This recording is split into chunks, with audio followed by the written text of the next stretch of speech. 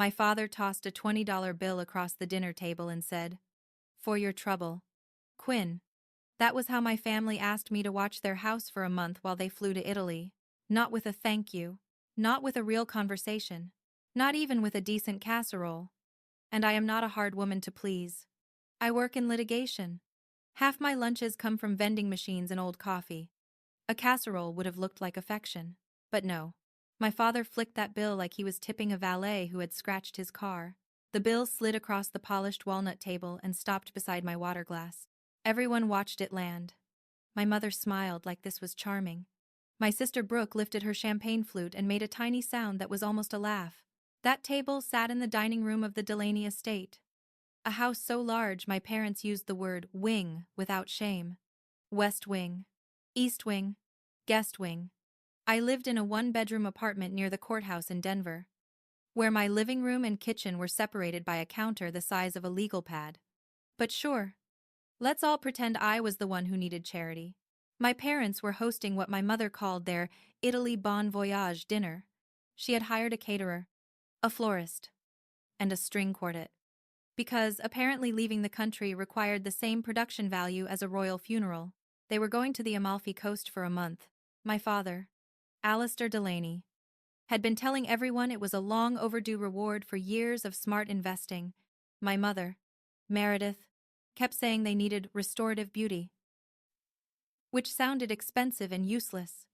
Brooke, my younger sister, had already posted 3 outfit previews for the trip before dessert. I had been seated at the far end of the table, near the kitchen door, not by accident. Nothing in that house happened by accident. The flowers had assigned positions. The silverware had assigned positions. I had an assigned position too. And it had always been slightly outside the frame. "Quinn, sweetheart," my mother said, touching her pearl necklace. "You're still fine watching the house, aren't you?" There it was. The real reason for my invitation. I had not been invited because they wanted me there. I had been invited because the dogs needed someone with thumbs. I set down my fork. "You said you needed me to stop by twice a day." "Well," she said, stretching the word like warm taffy, "with the length of the trip, it would make more sense for you to stay here. The dogs get anxious. The plants need attention. The security system can be touchy. And honestly, you're used to being self-sufficient anyway." That was my mother's favorite word for me. Self-sufficient. It sounded better than neglected. Much cleaner. Easier to say over roasted salmon. Across the table, Brooke tilted her head. She was 27. Golden-haired. Golden-skinned. Golden everything. Really. Even her problems came wrapped in tissue paper. "Honestly, Quinn," she said, "it's kind of perfect. You work all the time anyway. You can bring your laptop and do your little legal paperwork here." My little legal paperwork. I was a senior litigation paralegal. I prepared trial exhibits, tracked discovery deadlines, organized depositions, flagged inconsistencies in sworn statements, and found mistakes in financial records that grown men in $1,000 suits prayed nobody would notice. But to Brooke, I played with office paper. "Sounds peaceful," my father said, lifting his glass. "Big house. Free food. Dogs. You might actually enjoy yourself." The guests laughed politely. They always laughed when my father spoke. Rich men could say almost anything, and people treated it like a toast. I looked down the table at him. Alistair Delaney still wore success like a tailored suit, even though lately it had started to pull at the seams. His hair was silver. His cufflinks were gold. And his smile had the sharp little edge of a man who had spent his life convincing people that debt was just confidence with paperwork. "I have my own apartment," I said. "Yes, dear. But this helps the family," my mother replied. There it was again. Family. In my experience, when someone said family in that tone, they were usually reaching for your wallet, your time, or your last nerve. "I'll need the alarm codes, vet information, and written permission for emergency access," I said. "If I'm staying here, I'm not guessing my way through your security system." Brooke rolled her eyes. "You make everything sound like a court filing." "That's because court filings are clear," I said. "Families could learn from them." That earned me a look from my mother. Not anger exactly. More like disappointment that I had spoken in full sentences. My father leaned back in his chair. Quinn, don't be difficult. We're not asking you to manage a corporation. We're asking you to water ferns and feed 2 dogs. 3 dogs, I said. He blinked. You have 3 dogs. Winston, Maple, and Duchess. Duchess is the one with the medication schedule. For a second, nobody spoke. Then Meredith gave a bright little laugh. See? This is why you're perfect for it. You notice things. I noticed plenty. I noticed the caterer avoiding my father's eyes when he asked about the final invoice. I noticed my mother's credit card getting declined at the florist's table earlier, before she smoothly handed over another one. I noticed Brooke wearing a new diamond bracelet that looked less like a birthday gift and more like a poor decision with a clasp. And I noticed the cream envelope half tucked beneath my father's napkin. Red letters showed through the edge. Final notice. My father shifted his napkin over it when he caught my eyes moving that way. Interesting. Not shocking. Just interesting. In my line of work, one strange document was not proof of anything. But one strange document. One declined card. One sudden month-long vacation. And one request for unpaid house sitting? That was not a family dinner. That was a fact pattern. Then my father reached into his wallet and pulled out the 20. For your trouble, he said. The bill landed beside my glass. And for one clean second, I was 11 years old again. Not in a dramatic way. I did not faint. I did not gasp. I did not grab the table and announce that my childhood had returned. Because this was not daytime television, and I have some respect for furniture. But my hand went cold. I remembered the kitchen in the summer of 2005. I remembered my mother placing a $20 bill on the counter like she was granting me a scholarship. I remembered her saying, "This is for emergencies. Quinn, be smart." I remembered my father locking the front door behind them before they left for Europe. I remembered the refrigerator getting emptier. I remembered eating the crusts from old bread because they lasted longer if you drank water first. I remembered standing on the back porch at night, listening to other families and other houses, living normal lives through open windows. Normal life has a sound. Dishes in a sink, a TV in the living room, a parent calling a child inside before dark. Our house had gone silent. For a month? Now. 20 years later, my father had given me the same amount again. Same number. Same smile. Same belief that I would take whatever they handed me and call it enough. I looked at the bill. Then I picked it up. My mother's shoulders relaxed, as if my obedience had just confirmed the natural order of the universe. Great, Brooke said. Problem solved. I folded the 20 once, then twice, and slid it into the inside pocket of my blazer. Send me the alarm codes tonight, I said. And the vet information. My father grinned. That's my girl. No, I thought, not anymore. Dessert arrived a few minutes later. Something tiny and expensive on white plates. My mother talked about lemon groves in Sorrento. Brooke talked about airport lounges. My father talked about business opportunities in Europe, which was impressive, considering he had once called an online password reset a technical ambush. I smiled when required. I answered when spoken to. I did not ask about the final notice. Not at dinner. Not in front of guests. Not while my mother watched me with that polished little expression that said she still believed silence meant surrender. When I left the estate that night, the air outside was cool and dry. I sat in my car for a moment before starting the engine. The $20 bill rested in my blazer pocket, stiff against my ribs. Some families pass down recipes. Mine passed down warning signs. I took out my phone and opened a blank note. Then I typed 3 words. Delaney estate audit. Not because I planned to steal. Not because I planned to snoop for fun. Because I had learned a long time ago that when my parents offered me a small favor wrapped in insult, there was usually a much larger bill hidden underneath. And this time, I was going to find it before they came home. I did not start the car right away. I sat there with my phone glowing in my hand and those 3 words staring back at me. Delaney estate audit. It looked simple, almost boring. That was the beauty of it. People think justice begins with a dramatic speech. It usually begins with a folder, a pen, and somebody finally deciding to stop ignoring the obvious.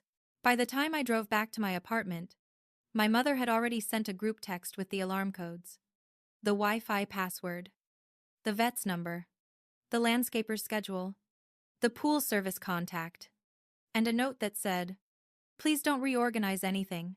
We know how particular you can be." Particular. That was another one of her words. When a man kept records, he was responsible. When I kept records, I was particular. Fine by me. Particular people survive courtrooms. The next morning, they left for Italy. My mother sent a photo from first class before the plane had even pulled away from the gate. Brooke posted a picture of her passport, her sunglasses, and a cappuccino with foam art. Because apparently even coffee needed to know she was special. My father sent one text. "Don't forget trash day." "No, thank you." "No, be safe." "No, we appreciate it." Trash day. I arrived at the estate just before sunset. The house looked peaceful from the outside. All stone, glass, and expensive landscaping. It had the kind of front porch people put in magazines but never actually sat on. The dogs barked when I came in, then settled once they realized I was not there to rob them, which made them more reasonable than most of my relatives. I fed Winston, Maple, and Duchess. I gave Duchess her pill wrapped in turkey. I checked the doors, the windows, the thermostat, and the water line under the kitchen sink because the pipe had rattled during dinner. Then I placed my laptop on the kitchen island and opened a fresh spreadsheet. Date, time, location, item observed, possible relevance. That was not paranoia. That was documentation. The first thing I found was not dramatic. It was a stack of mail beside the butler's pantry, hidden under a glossy travel magazine about the Amalfi Coast. My mother had probably placed the magazine there to make the bills look less rude. It did not work. There were utility notices, a property tax warning, and a statement from a private lender I had never heard of. Delaney Holdings LLC appeared on 2 envelopes. My father had used that company name for years whenever he wanted people to think he owned half of Denver. I had always assumed it was one of his development companies. Assumption is where bad facts go to hide. I photographed each envelope in place before touching anything. Then I opened only what had already been opened. Because I knew the difference between curiosity and a problem I might have to explain under oath. The final notice from dinner was there too. Past due. Not a little past due. Not, somebody forgot to click pay past due. This was, the violin music at dinner was doing more work than the bank account, past due. I entered the details in my spreadsheet. The second thing I found was in my father's office. His office smelled like leather, old cigars, and fake confidence. He kept framed photos of completed developments on the wall, even though I knew 2 of them had ended in lawsuits and one had been quietly sold after a lien dispute. His desk was too clean, which told me nothing useful lived on top of it. Useful things lived where vain people thought ordinary people would not look. I did not break locks. I did not hack anything. I did not pretend to be a spy in a discount thriller. I looked through the unlocked filing cabinet labeled personal, because my father believed labels were for other people. Inside were insurance papers, old tax returns, and a folder marked household cards. That folder changed the temperature in the room.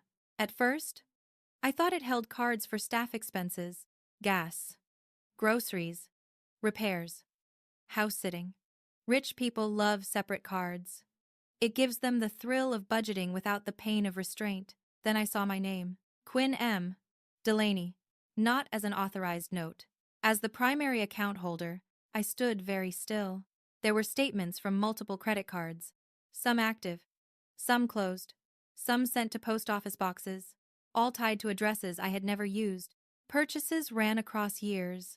Furniture, jewelry, travel deposits, boutique charge, online subscriptions, a spa in Aspen, a luxury pet service, which was bold, considering even the dogs had better benefits than I did. Then I saw the last 4 digits of the Social Security number. Mine. I checked it again because the brain does generous things when betrayal enters the room. It tries to give people one more chance. Tipo. Maybe. Similar name. Maybe. Old paperwork. Maybe. No. My number. My name. Their spending. I sat in my father's leather chair and let the truth settle without giving it a performance. This was not just family disrespect. This was identity theft, and because some of the charges crossed state lines, with travel purchases and online payment processors, it was not going to stay a cute little family misunderstanding. There are many things the federal system does slowly. Wire fraud is not always one of them. Especially when people leave a paper trail wide enough to land a plane on. I scanned the statements using my phone. I saved copies to an encrypted folder. Then I emailed them to my personal account and my work backup. Because if years in litigation taught me anything, it was this: evidence should never live in only one place. By midnight, my spreadsheet had become a map. The Europe fund my parents bragged about at dinner was not from investments. It was not from a good quarter. It was not from my father's brilliant business sense. Unless we had started calling fraud a business model. Charges in my name had paid for part of the flights. Charges in my name had paid for Brooke's wardrobe. Charges in my name had paid for the hotel deposit. Apparently, my family had found a way to take me to Europe without inviting me. I laughed once. Not because it was funny. Because sometimes the alternative is throwing a paperweight. And paperweights have done nothing to deserve that. The dog slept in the kitchen while I kept working. Winston snored like a retired trucker. Maple kept one paw over her nose. Duchess opened one eye every time I moved. As if she understood I had stumbled into something ugly and wanted to supervise. Around 1 a.m, I went upstairs. I told myself I was checking the attic thermostat. That was technically true. The attic in that house got hot enough in summer to cook soup. And my mother kept antique fabric trunks up there because she trusted central air more than reality. The pull-down stairs groaned when I lowered them. Dust floated in the beam of my flashlight. I climbed slowly, careful not to put my weight where the boards looked weak. Most of the attic was what you would expect from a wealthy family with too much space and not enough honesty. Christmas decorations, old suitcases, framed photos removed from public display, boxes labeled Brooke Dance, Brooke Graduation, Brooke Modeling Portfolio. Then, in the back corner, I found one small plastic bin labeled Quinn School. One bin. That was generous. I was surprised they had not just written miscellaneous disappointment. Inside were a few report cards, a cracked science fair ribbon, and a stack of papers from middle school. Underneath the bin, one floorboard sat slightly raised. Not obvious, just uneven enough to bother someone particular. So, naturally, it bothered me. I pried it up with the flat edge of a paint scraper from a nearby toolbox. Beneath it was a locked ledger wrapped in an old cotton pillowcase. The lock was cheap. The key was taped to the back cover. Because my mother loved secrets but hated inconvenience. I opened it. The first page was dated June 2005. My mother's handwriting was unmistakable. Neat, slanted, elegant, and cold enough to chill soup. Disposability log. I read the title 3 times. Not diary, not household notes, not Quinn's summer schedule. Disposability log. There were columns, dates, food levels, cash remaining, behavioral observations, comments about whether I had called too often, whether I sounded needy, whether I was resourceful, whether I had learned to self-regulate without constant parental input. My mother had not left me with $20 by mistake. She had documented it. She had watched my survival like a project. One line near the middle of the page made my vision narrow. Purpose of exercise. Determine whether Quinn can withstand reduced support without draining premium family resources. Premium family resources. I closed the ledger halfway, then opened it again because closing it did not make it less real. There were notes about Brooke's summer camp that same month. Riding lessons. Private swim coaching. A trip to a children's boutique before departure. My sister had been at a supervised enrichment program while I learned how long peanut butter could last if you spread it thin enough. My phone buzzed. A message from my mother. Landing in Naples. Everything there, okay? I looked at the ledger in my lap. I looked at the hidden floorboard. I looked at the single plastic bin that had been assigned to my childhood. Then I typed back. Everything is exactly where you left it. And for the first time in 20 years, that was not a complaint. It was a promise. I set my phone face down beside the ledger and waited for my hands to stop wanting to shake. They did not shake much. Not anymore. That was one benefit of working in litigation. You learned how to sit across from ugly facts without giving them the satisfaction of watching you fall apart.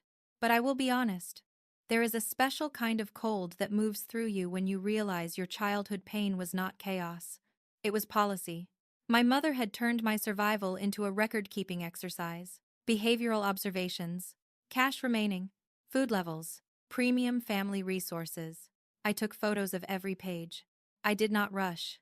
I checked the corners, dates, and page numbers. I photographed the ledger in place, the raised floorboard, the pillowcase, the label on the plastic bin. Chain of custody matters. Even when the first crime scene is your own attic, then I put everything back exactly where I found it. Not because I wanted to protect my parents. Because people like my parents got careless when they believed nobody had noticed. I needed them careless. By dawn, I had fed the dogs, watered the ferns, and packed one tote bag with copies of the credit card statements, the ledger photos, and the old school papers from the attic bin. I did not take the original ledger yet. Removing original evidence too early can create questions. It can also warn the wrong people. Besides, I knew there was someone else I had to see first. Martha Whitaker lived 3 blocks behind the Delaney estate in a small brick ranch house with blue shutters and a porch swing that squeaked if the wind had an opinion. When I was a child, I called her Aunt Martha because she felt more like family than the people who had my last name. She was not really my aunt. She was better. I parked in front of her house just after 8 in the morning. The neighborhood had changed in the way old neighborhoods do when rich people discover character. The modest houses had new stone walkways, black-framed windows, and those tiny designer trees that looked expensive and emotionally unavailable. But Martha's house still had the same flower boxes, the same chipped bird bath, and the same ceramic frog by the steps. The frog had been there since I was 10. Frankly, that frog had shown me more consistency than my father. Martha opened the door before I knocked twice. She was smaller than I remembered, but her eyes were the same. Clear, sharp, and kind without being soft. Her silver hair was pinned back, and she wore a blue cardigan over a white blouse. The house behind her smelled like coffee and toast. "Well," she said, looking me over. "You finally came." That sentence landed harder than I expected. I gave her a careful smile. "Good morning to you too." She stepped aside. "Come in before I decide to scold you on the porch. I'm old, not patient." I walked into her kitchen, and for a second, time folded strangely. Same oak table, same yellow curtains, same ceramic jar full of sugar packets she stole from diners because, as she once told me, they already priced them into the meal. She poured coffee into 2 mugs without asking how I took it. "Black for me," she remembered. I sat at the table. "My parents are in Italy." "I know," she said. "Your mother sent the neighborhood association a photo from the airport. I've seen less publicity for kidney surgery." That surprised a laugh out of me. Martha placed a plate of buttered toast in front of me. "Eat. I'm 30, and I'm old enough to ignore that." So I ate the toast. For a minute. Neither of us talked. That was something I appreciated about Martha. She did not attack silence like it was rude. She let it do its work. Finally, I opened my tote bag and slid printed copies of the ledger photos across the table. She put on her reading glasses. The first page changed her face, not dramatically. Martha was not a dramatic woman, but her mouth tightened, and her hand went still on the page. "Where did you find this?" "In the attic, under a floorboard." She read silently for several minutes. I watched her move through the pages, one by one, like she was walking back into a house she had hoped was gone.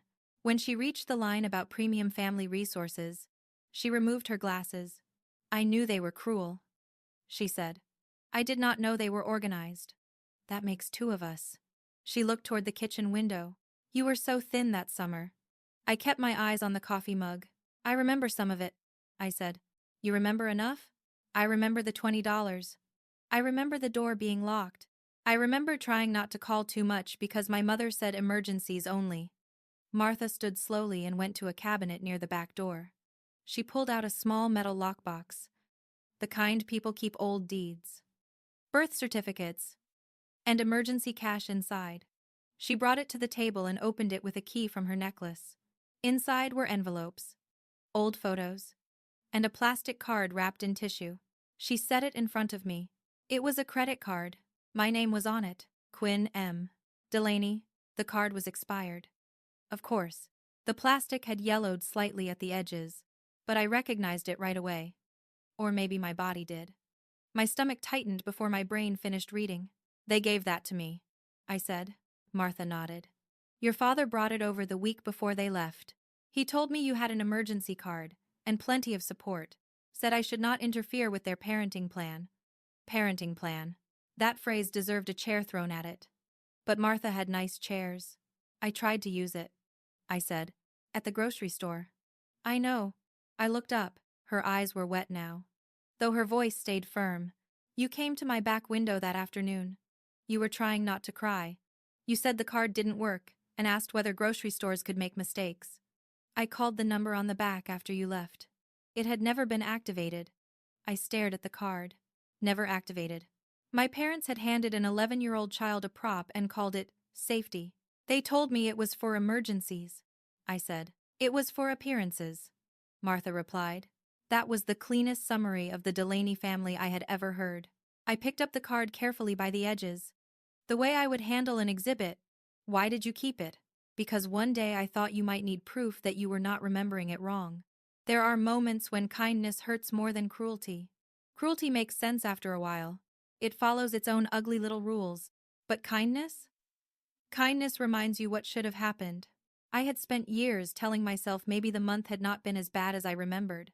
Maybe I had exaggerated because I was young. Maybe the fear had grown larger with time. But Martha had kept the card. And my mother had kept the log. The past was not blurry anymore. It had receipts. Martha reached back into the lockbox and pulled out a small, black USB drive. I have something else. I looked at it. What is that? Old security footage? My chest tightened. From your house? She nodded. My son installed cameras for me after a break-in scare. Nothing fancy. Just front, back, and side views. The system saved clips when there was motion. I knew before she said the rest. You saw me. I saw enough. She handed me the USB drive. Then folded her hands on the table. I copied the clips years ago. I did not know if they would matter. I did not know if you would ever want them. But I knew what I saw was wrong. I turned the USB in my fingers. It weighed almost nothing. Funny how the smallest things can carry the heaviest truth. Martha nodded toward the den. There's an old laptop in there. Still works if you talk to it nicely and threaten it once. We went into the den. The laptop took its sweet time starting up. Like a retired judge returning from lunch. Martha inserted the USB. A folder opened with dates. June 2005. July 2005. I clicked the first file. The video was grainy. Black and white. With no sound. There I was, 11 years old. Standing at the Delaney front door in shorts and a faded t-shirt. One hand shading my eyes as I looked through the glass. I watched myself try the handle. Locked. I watched myself knock. Then knock again. Then stand there waiting. Because children are foolish enough to believe locked doors might change their minds. The clip jumped. Another angle. Me sitting on the back steps with my knees pulled to my chest. Another clip. Me at the trash bins near the side of the house. Lifting a lid. Looking inside. Then dropping it quickly when a car passed. I did not cry watching it. That would have been easier. Instead, I felt something colder and much more useful. Certainty. Martha stood beside me. One hand resting on the back of the chair.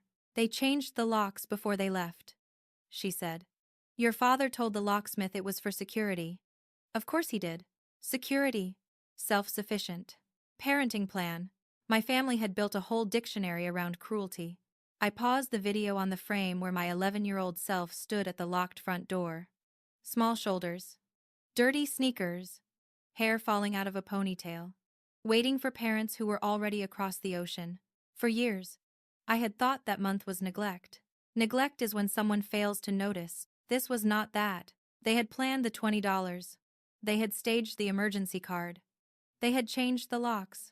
They had written observations. This was not neglect. This was a test. A calculated test of whether I was worth keeping. I copied the files to my encrypted drive. Then made a second backup before removing the USB. Martha watched me work without interrupting. When I was finished, she touched my shoulder. What are you going to do?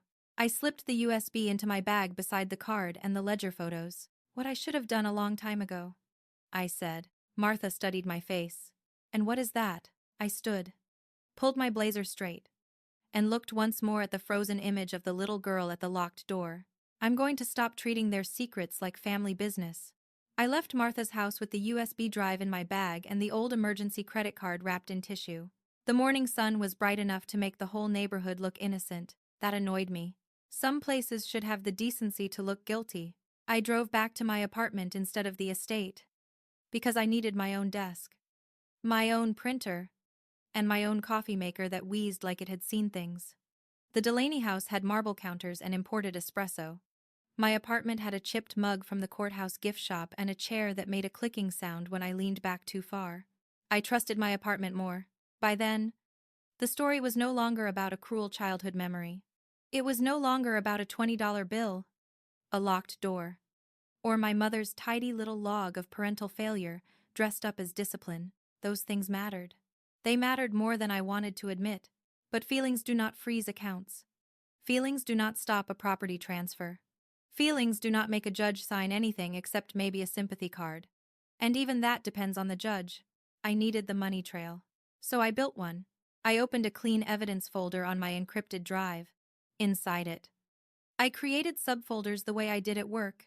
Identity theft, credit card statements, childhood evidence, Delaney Holdings LLC, Grandpa Elias Trust, unknown assets. People think revenge is messy. Mine had file names. I started with Delaney Holdings LLC. My father had used that company name for years like a magic trick. Whenever someone asked how business was going, he said, Delaney Holdings is expanding.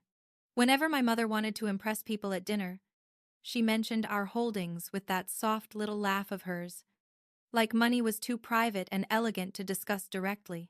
I had never paid much attention. That was my mistake. Delaney Holdings had been formed when I was 17. The registered agent was a small corporate services company downtown. The business address changed 3 times in 13 years. The public filings listed my father as manager. Nothing special at first glance. But litigation teaches you that first glance is where people hide the costume. The first useful document came from county property records. A commercial lot downtown, 2 blocks from a planned transit expansion, had been transferred into Delaney Holdings LLC several years earlier. The deed history showed it had originally been held under the Elias Mercer Family Trust. My grandfather, my mother's father, Grandpa Elias had been the only adult in my childhood who could sit in a room with my parents and make them behave for 10 full minutes.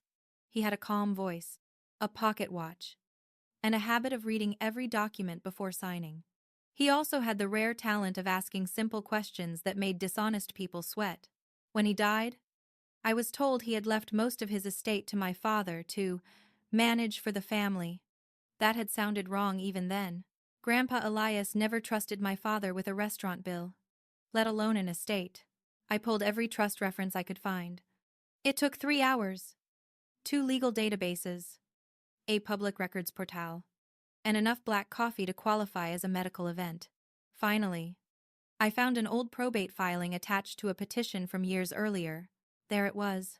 Elias Mercer Irrevocable Trust. Beneficiary, Quinn Meredith Delaney.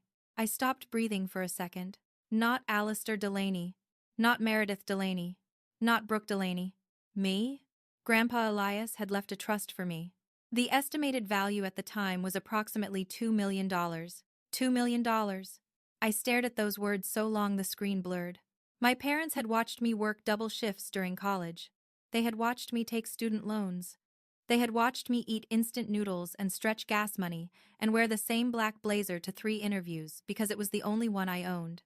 Meanwhile, a trust with my name on it had existed the whole time. I got up from my desk and walked to the sink. I filled a glass with water, drank half, then poured the rest out because my hand was not as steady as I wanted it to be. That was the thing about betrayal after a certain age. It did not make you fall apart. It made you very practical. I sat down again. The trust documents named my father as temporary custodian until I turned 25, or until I requested formal accounting. Whichever came first. That phrase hit me hard. Until I requested formal accounting. I had never requested one because I had never been told the trust existed. Funny how that works. My father had not just taken advantage of me emotionally. He had taken a fiduciary role and treated it like a private ATM. Fiduciary duty is not a suggestion. It is not a family favor. It is a legal obligation. If you manage money for someone else, especially a trust beneficiary, you owe them loyalty, care, honesty, and accounting. You do not get to drain the account.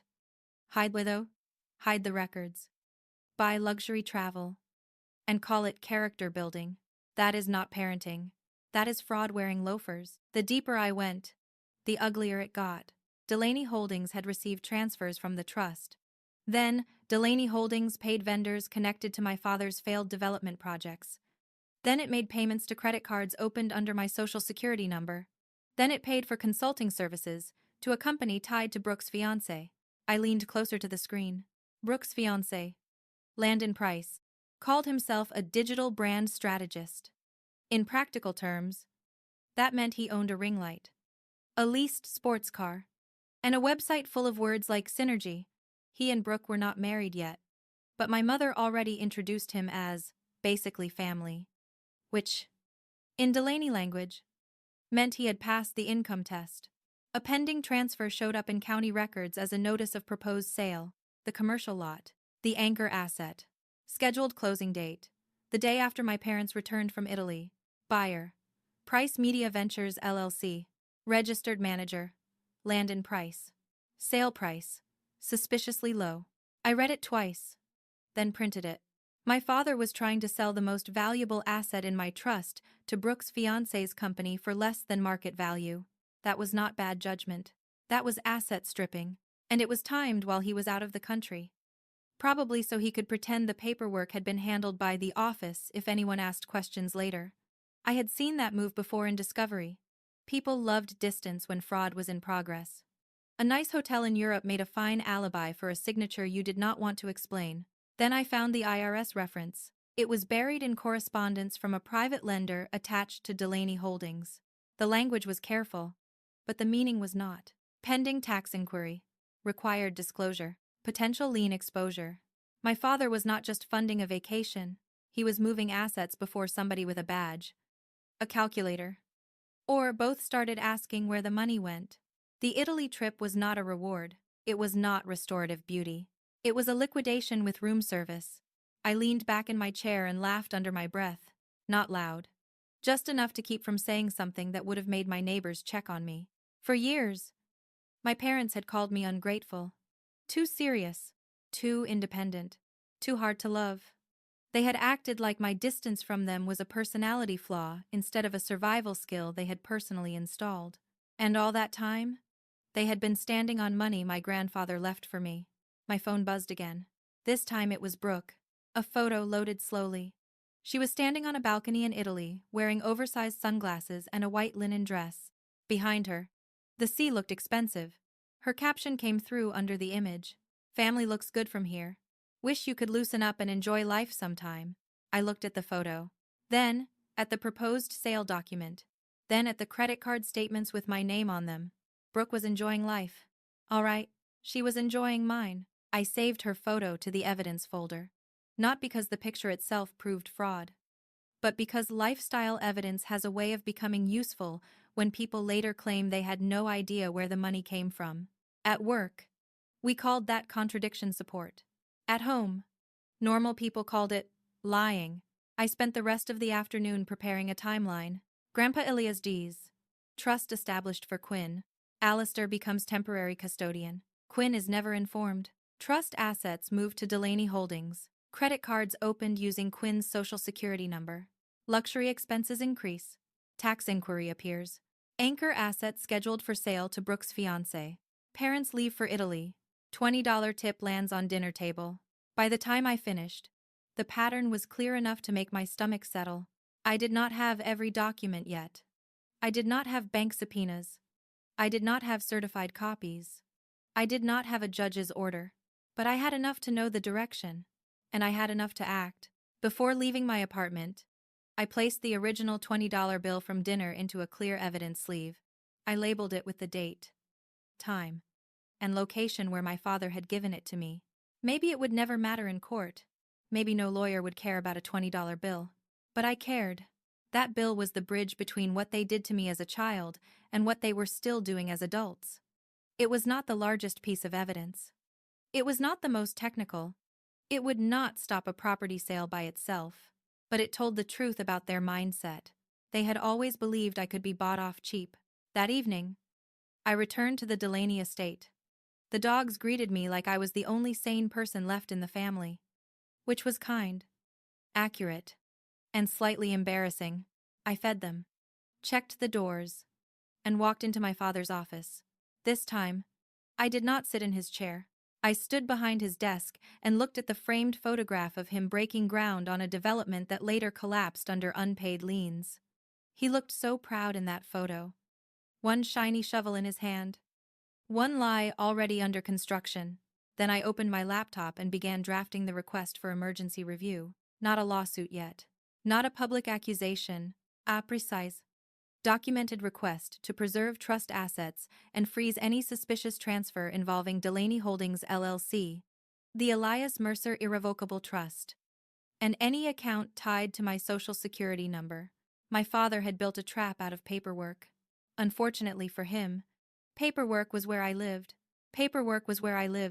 So I made myself comfortable. I set up in my father's office with my laptop, a legal pad, 3 evidence folders, and a cup of coffee that tasted like it had lost hope around noon. The dogs were asleep in the hallway.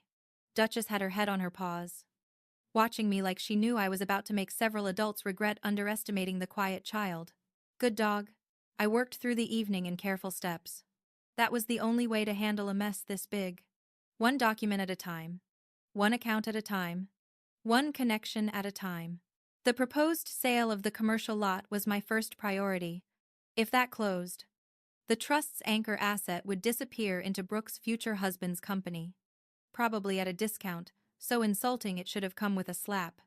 Once property moved, getting it back would become harder, slower, and more expensive.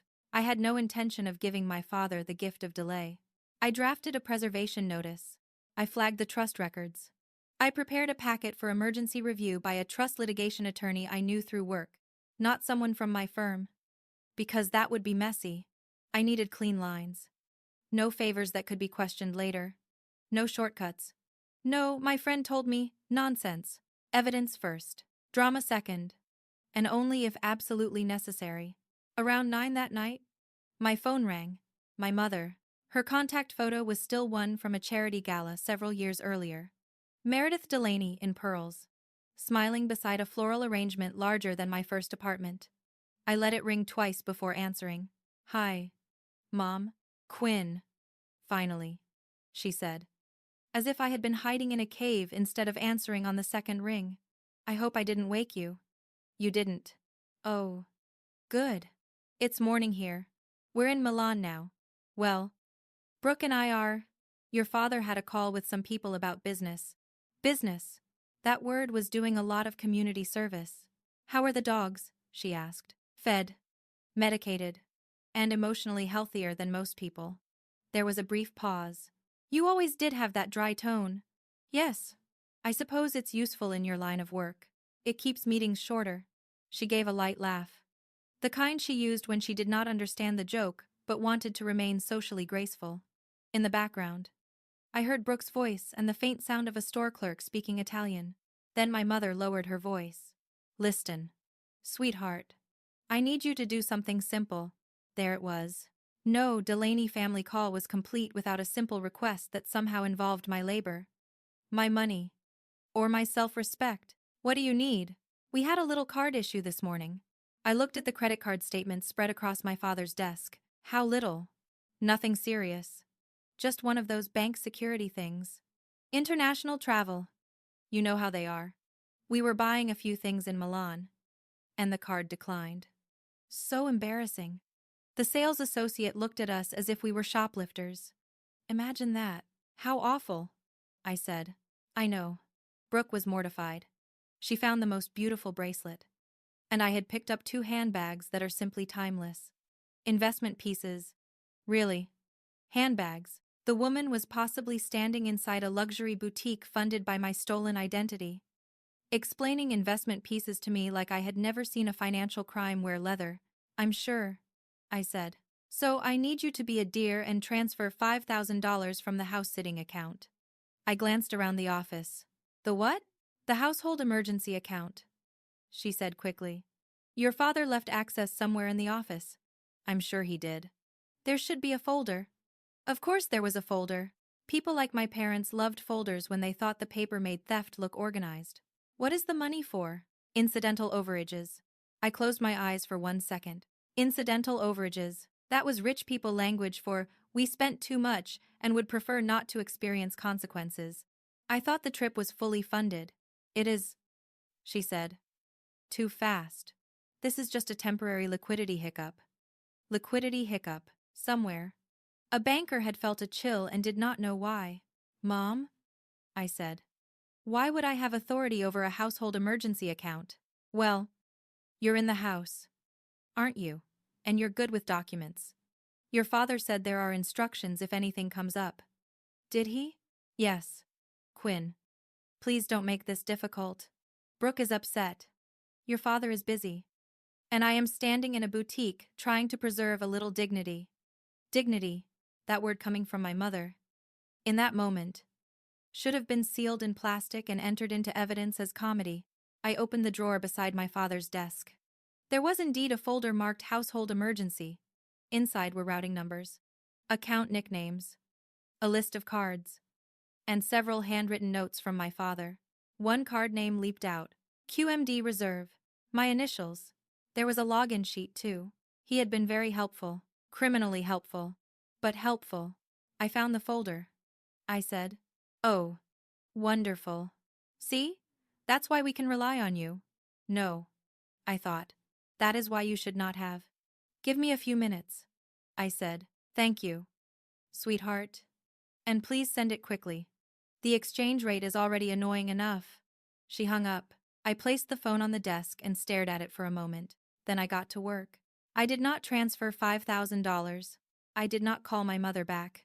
I did not yell. Yelling is what people do when they still believe the other person might be ashamed. I opened the credit bureau freeze portals. I initiated fraud alerts. I filed the first identity theft report through the proper federal channel and saved the confirmation. I contacted the card issuers attached to my social security number, one by one, and requested immediate fraud review and account suspension. I uploaded proof of identity, supporting documents, and copies of statements showing unauthorized activity. Then I prepared an emergency notice to freeze any account associated with my social security number pending fraud investigation. Every click felt small. That was the strange thing. Movies make these moments look thunderous.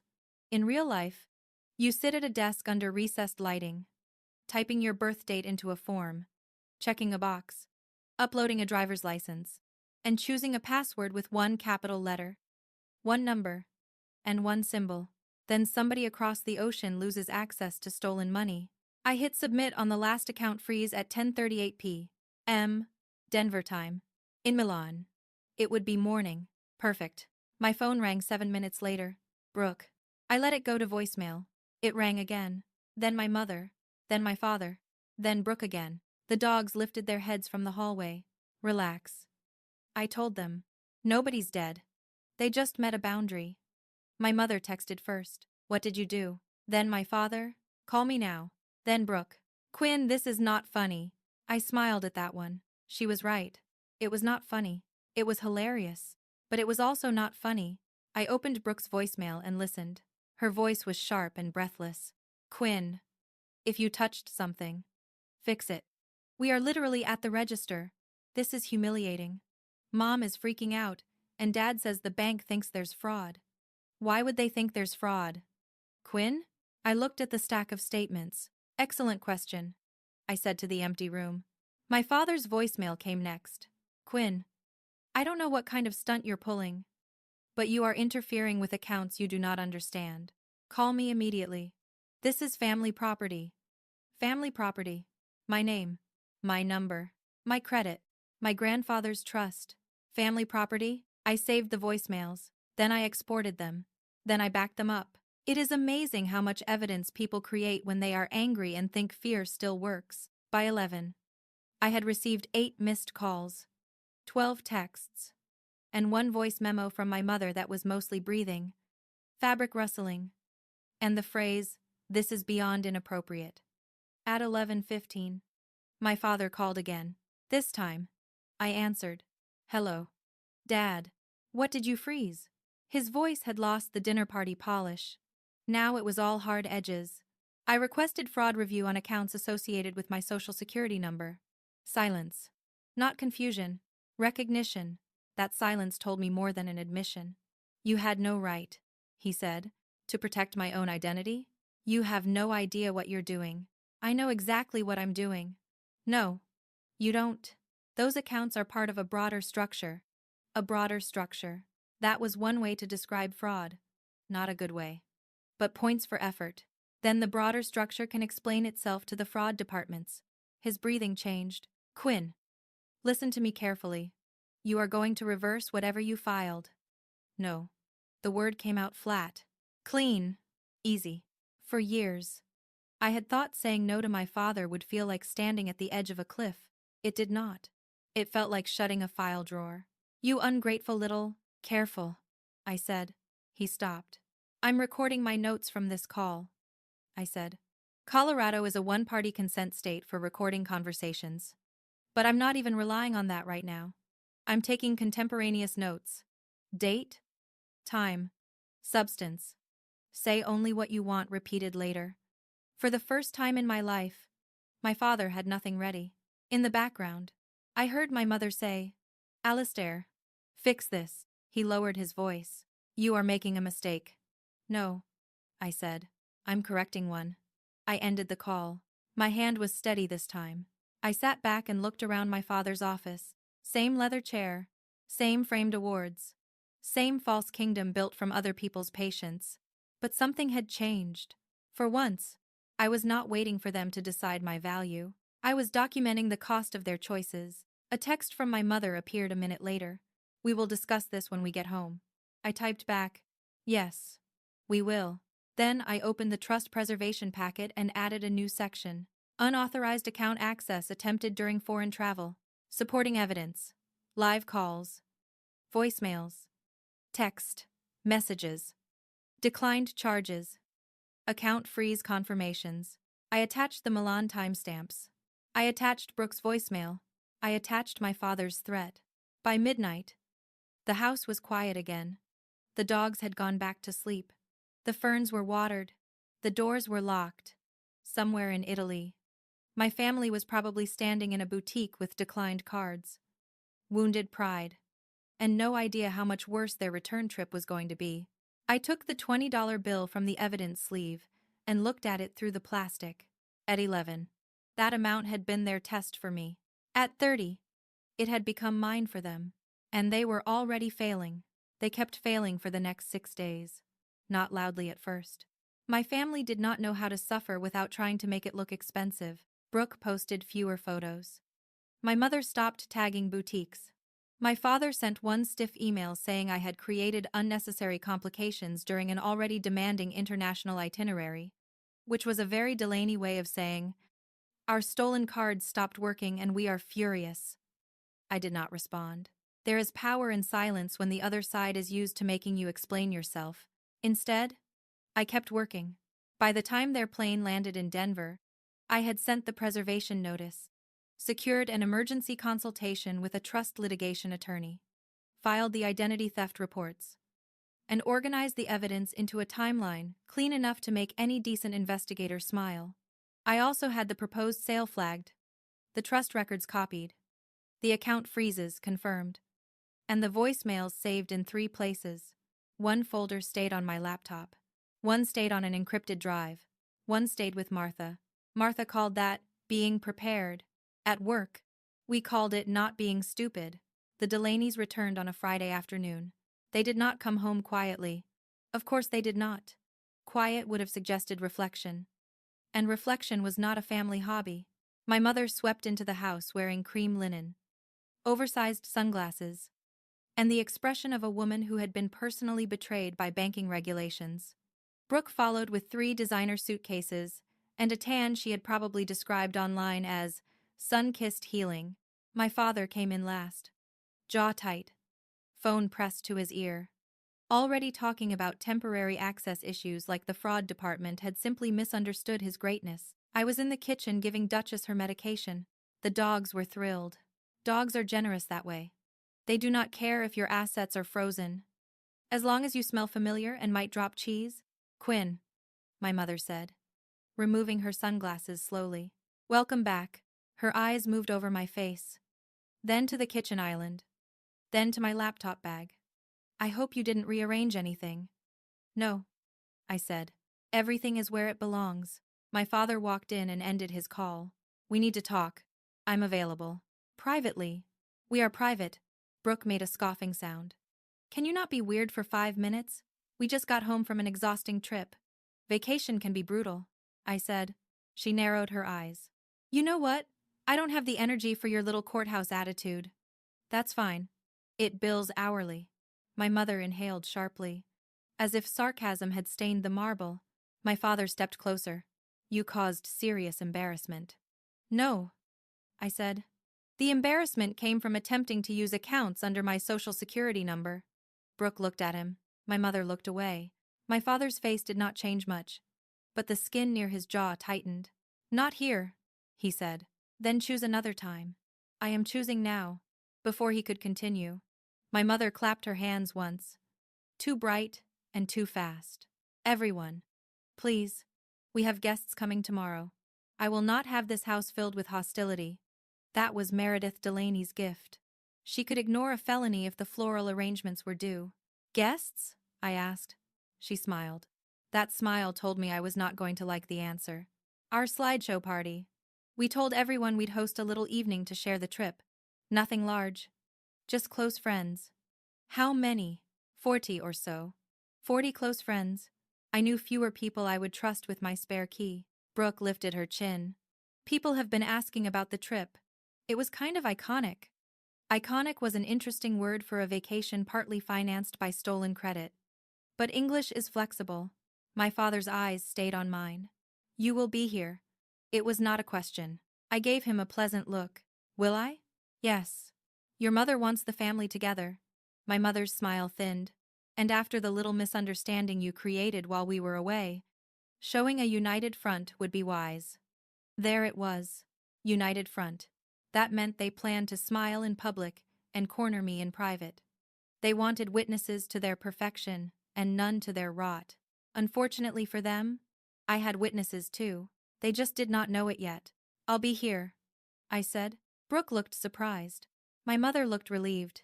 My father looked suspicious. Good. Suspicion made people stiff. Relief made them sloppy. I preferred them sloppy. The next day, the Delaney estate became a stage. Florists arrived before noon. Caterers came through the side entrance with silver trays and white linens. A technician set up the projector system in the ballroom. Because my mother refused to show vacation photos on a television like a motel lobby, she had ordered a full screen, wireless microphones, and a sound system. For vacation pictures, my family could turn a grocery receipt into a gala if it gave them enough attention. I stayed mostly out of the way. I wore a dark navy blazer, ivory blouse, and black slacks. Nothing dramatic. Nothing flashy. I wanted to look exactly like what I was, organized, sober, and unlikely to trip over her own argument. At 4, I met the AV technician near the ballroom. His name was Mark, and he had the tired calm of a man who had survived many wealthy people using the phrase simple slideshow. My mother had given him a folder of curated photos, Amalfi sunsets, Milan boutique, Brooke on balconies, my father shaking hands with a man who looked like he was trying to remember where he parked. I handed Mark a second drive. This needs to run after the opening slide, I said. He glanced at the label. Mrs. Delaney said she already gave me the final version. She gave you the decorative version. He looked at me. I handed him the printed event authorization my father had signed years earlier for household vendors, plus the current written house-sitting permission listing me as authorized for security and household operations. Was it overprepared? Absolutely. Mark read it, then looked back at me. Family event? Something like that. He seehed. I don't get involved in family stuff. I'm not asking you to. I'm asking you to run the file provided by an authorized household representative. That sounds like family stuff with paperwork. It usually is. He stared at me for a beat, then took the drive. I'm locking the booth after setup. Nobody touches my equipment once guests arrive. Perfect. I liked Mark. At 7, the guests began arriving. Denver elite came in layers. Real estate people. Charity board members. Boutique owners. Retired judges. A city councilman. 2 women who treated gossip like a competitive sport. And 3 men who laughed too loudly at my father's jokes. They filled the ballroom with perfume. Bourbon. And the soft clinking sound of people pretending not to measure each other. My mother moved through them like a hostess trained by a finishing school and a battlefield commander. Brooke posed near the fireplace wearing the diamond bracelet from Italy. The same bracelet I had tagged in my evidence folder under suspected stolen proceeds. She looked delighted. That helped. Nothing ages poorly like a smile worn during fraud. My father was in full performance mode. He shook hands, kissed cheeks, and told a banker named Dennis that Italy had reminded him of the importance of legacy. I nearly choked on sparkling water. Legacy. The man had drained mine and used it for hotel deposits. I stood near the edge of the room, exactly where they expected me to stand. Not hidden. Not central. Available. But forgettable. That had been my family role for years. Useful when needed. Invisible when not. About 20 minutes before the slideshow, my father appeared beside me. Library, he said quietly. I followed him because I wanted to hear what kind of mistake he planned to make. He shut the library doors behind us. The smile disappeared from his face so quickly it should have required a permit. What have you done? He asked. That's broad. Don't play games. I'm not. Games usually have rules. He stepped closer. The cards. The trust inquiry. The property delay. Do you think I don't know where this is coming from? I assumed you knew. You signed most of it. His eyes flashed. You have no understanding of what I built. I understand what you took. I managed family assets. You concealed a trust. Opened accounts in my name. And tried to sell trust property to Brooke's fiancé below market value while under tax pressure. For 1 second, his face changed. That was the first time he realized I did not have a feeling. I had a file. He lowered his voice. Listen to me. You will stop this immediately. You will sign whatever I need you to sign. And we will settle this inside the family. There is no inside the family anymore. His mouth twisted. You always were dramatic. That's funny. I thought I was self-sufficient. He pointed toward the ballroom. Those people out there respect me. They know who I am. You think you can walk in with a few papers and change that? No. His expression shifted. Briefly satisfied. I think you already changed it. I said. I'm just helping them catch up. He stared at me. Then he leaned in. Voice low and ugly. I can still disown you for real. I almost laughed. For real. As if what came before had been the free trial. I looked at my watch. 7:58. The slideshow was scheduled for 8. The party's just starting. Dad. I said. Don't miss the main event. His eyes narrowed. What does that mean? I opened the library door. From the ballroom. My mother's voice floated through the sound system. Bright and polished. Everyone. If you'll gather around. We would love to share a few memories from our beautiful month in Italy. I stepped past my father and walked toward the lights. Behind me. He followed fast. For once, he was the one trying to catch up. I walked toward the ballroom lights with my father close behind me. For most of my life, that sound would have made me nervous. His shoes on hardwood, fast steps, controlled anger. A man like Quinn Delaney never had to raise his voice when he believed the room already belonged to him. He could lower it instead. That was worse. As a child, I had learned the difference between a loud parent and a dangerous one. Loud meant the neighbors might hear. Quiet meant the damage would be private. But that night, nothing was private anymore.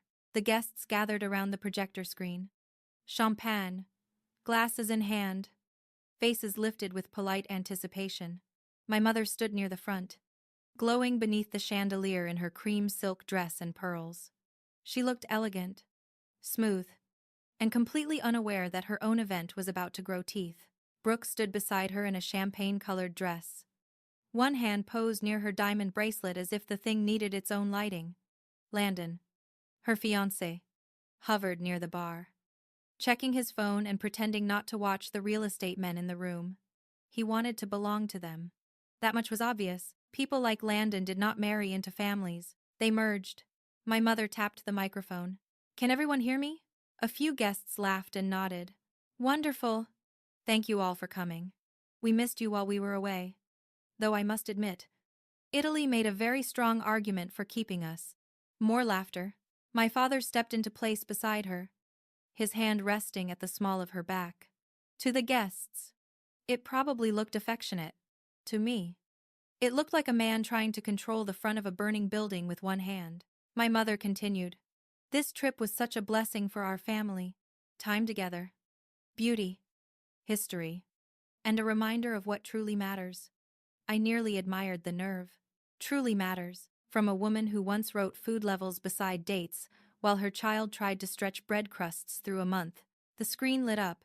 The first slide appeared exactly as expected. A picture of my parents at a terrace restaurant overlooking the sea. Meredith, in sunglasses. Alistair in linen. Brooke cropped herself into the corner somehow. Because Brooke could find a camera angle during a dental cleaning. Soft music played through the speakers. People made approving sounds. "Oh, gorgeous. Look at that view. Meredith. You look fabulous." My mother smiled like compliments were oxygen. The next slide showed lemon trees, then a balcony, then Brooke holding a shopping bag in Milan, laughing with her head tilted back. My father's shoulders lowered slightly. He thought maybe I had bluffed. That was understandable. In his world, threats were mostly theater. He used them to make people behave. It must have been confusing to meet someone who preferred follow-through. Then the screen flickered. Not dramatically, just a quick flash. The music cut out. The room gave a small collective murmur.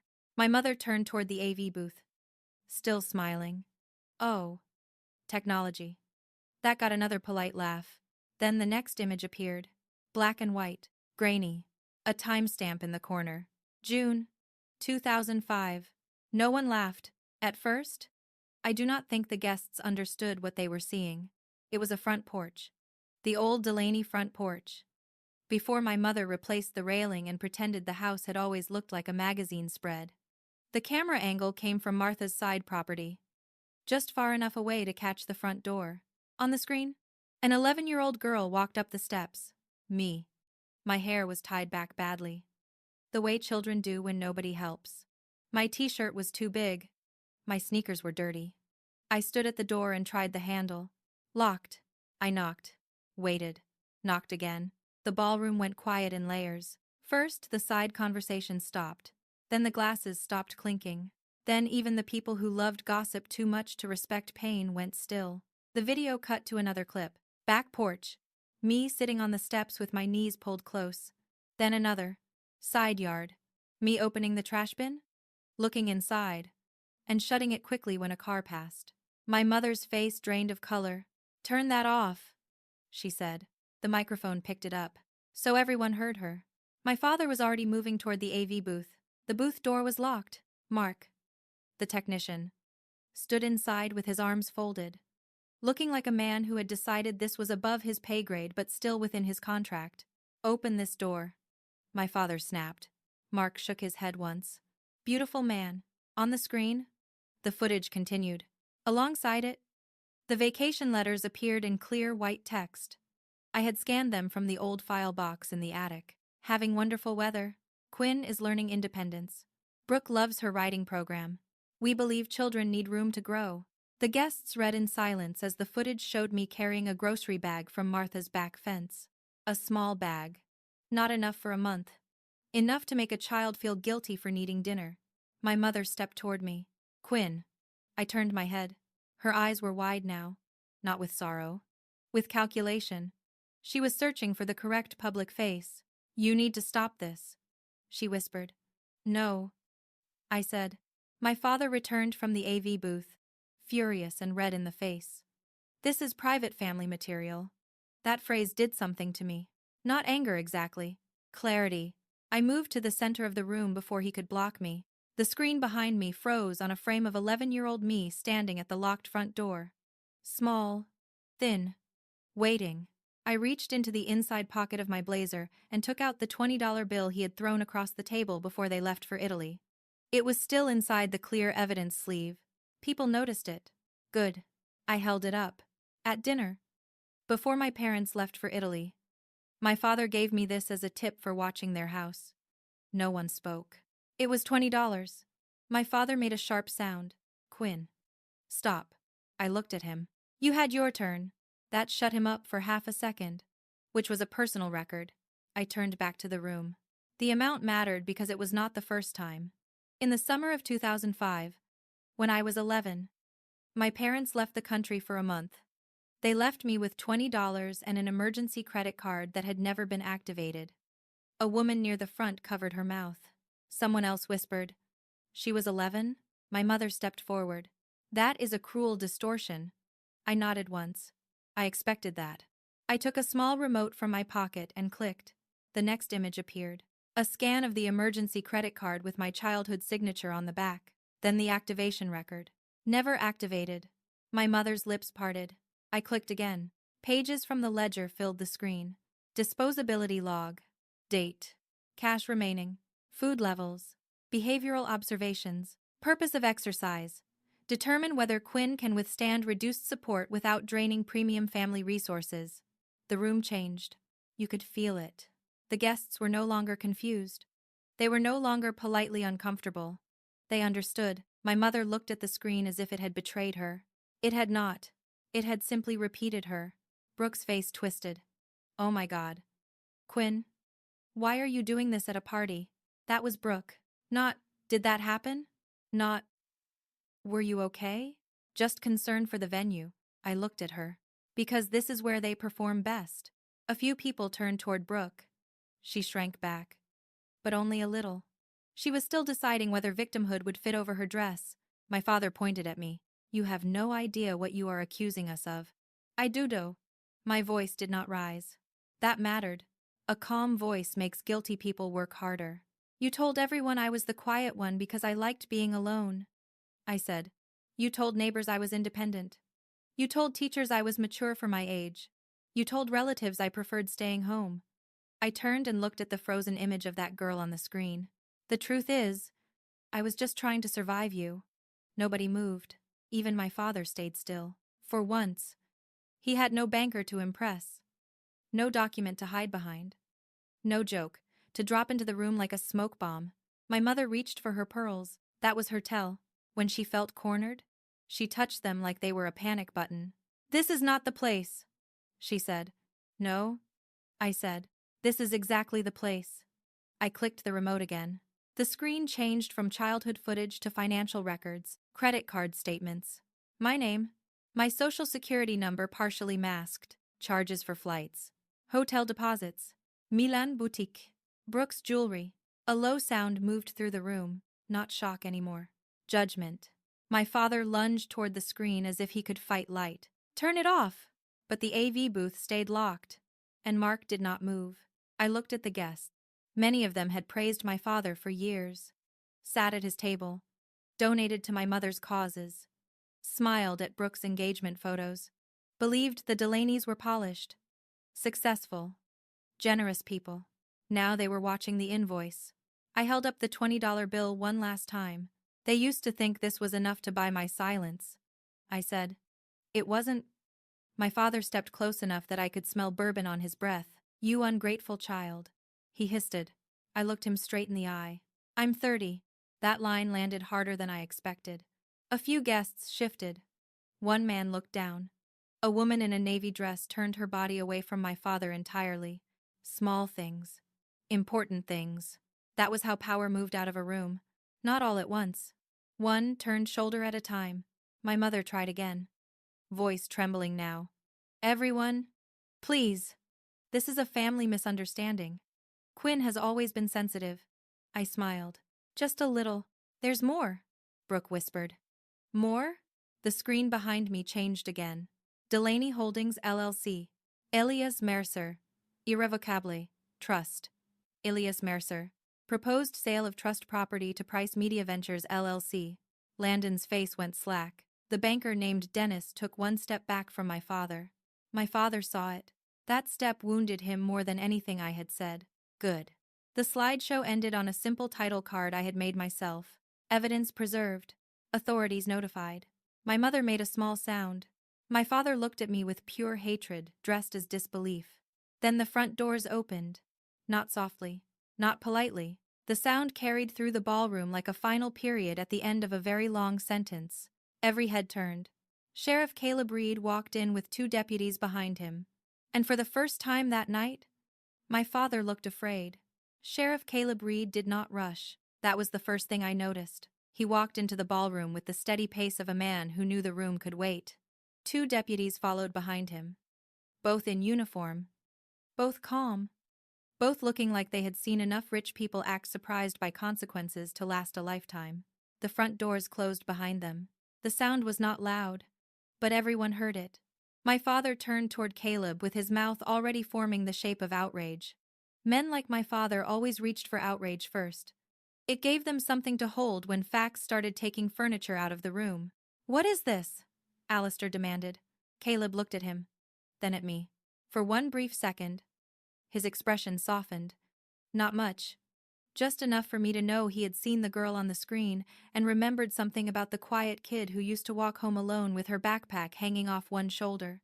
Then his face returned to official. "Alistair Delaney," he said. "I need you to step away from Mrs. News." Delaney. The room inhaled. "Ms. Delaney, not your daughter. Not Quinn. Ms. Delaney." That small correction did something important. It pulled me out of the family frame and placed me where I belonged. As a separate adult, a reporting victim, and a person with legal standing. My father heard it too. His face hardened. "Caleb, this is a private event." "It was," Caleb said. A few people shifted. My mother moved forward. Pearls in one hand, microphone still in the other. "Sheriff Reed, there has been a terrible misunderstanding. Quinn is upset." And she chose a very unfortunate way to express old feelings. Caleb glanced at the frozen screen behind me, where the trust documents and account statements still showed in clean rows. "Ma'am, I'm not here about feelings." That line landed beautifully. If I had not been busy holding my life together with professional posture and stubbornness, I might have applauded. My mother lowered the microphone. For once, she seemed uncertain where to put her hands. Brooke looked from Caleb to me, then to Landon. Landon had gone pale, which was impressive, considering his spray tan had been doing most of the heavy lifting all evening. My father straightened his jacket. "You have no authority to come into my home like this." Caleb held up a document folder. "We have authority." My father stared at it. The guests stared at it. I stared at my father. His confidence did not vanish all at once. It cracked in stages. First the jaw, then the eyes, then the shoulders. Caleb continued. "This is connected to an active investigation involving identity theft, unauthorized credit accounts, a suspected fiduciary fraud, and financial transactions across state and international lines." A low murmur went through the ballroom. My mother whispered, "International lines?" I almost answered. But Caleb beat me to it. Charges made during foreign travel can become relevant when financial accounts are opened under another person's identifying information. My father's eyes snapped to me. "You called the police?" I met his stare. "No. I reported crimes." That distinction mattered. Calling the police sounded emotional. Reporting crimes sounded documented. And I had documented everything. My father pointed toward the screen.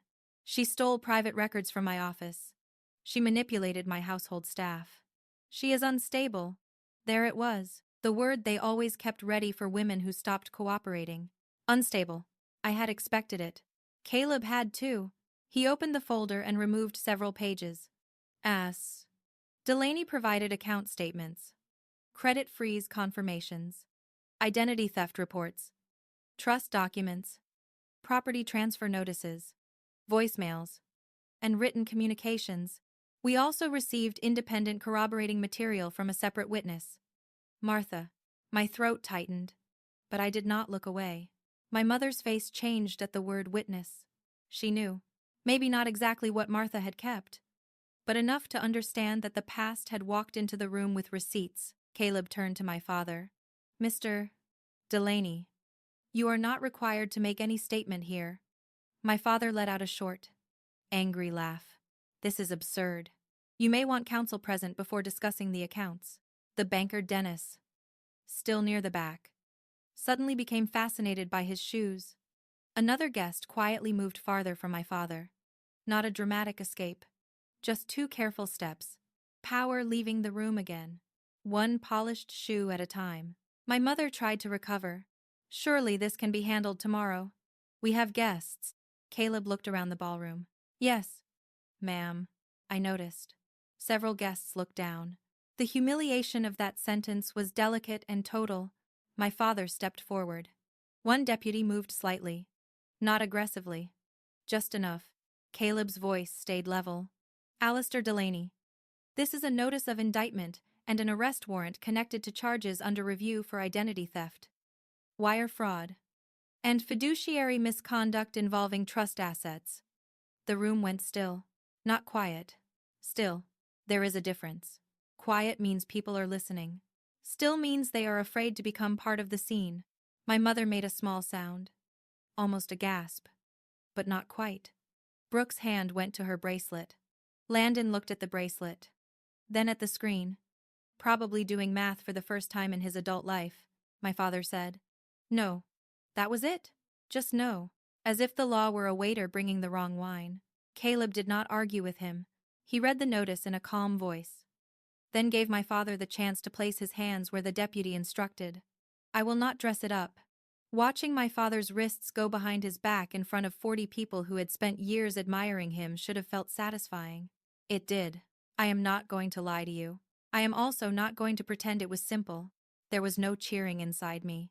No fireworks. No grand music. Just a heavy door closing.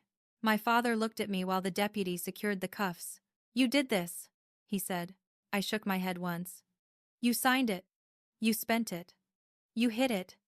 I found it. That was the plain truth. And plain truth has a way of sounding cruel to people who survive on decoration. My mother rushed toward him. Alistair. Say nothing. Say nothing at all. That was probably the best legal advice she had ever given him. And naturally, she gave it 20 years too late. Brooke started crying. Not the deep kind. The public kind. Small. Pretty. Controlled tears. She looked around to see who was watching, which told me everything I needed to know. This is insane, she said. Dad wouldn't do this. Quinn. Tell them. This is a mistake. I looked at her, for a moment. I saw her at 7 years old, sitting in the back seat with a new doll, while I pretended not to be hungry. Childhood can make villains complicated if you let it. But adulthood makes choices clear. You signed for purchases on cards in my name, I said. Her tears stopped. That fast? I didn't know, she whispered. You knew the cards weren't yours. I thought Dad handled it. That is not a defense. That is a confession with better shoes. A woman near the fireplace made a tiny sound. I think she tried not to laugh. Timing was inappropriate, but I appreciated the effort. Landon took another step back from Brooke, she noticed. Landon? She said. He did not answer. My mother turned on me then.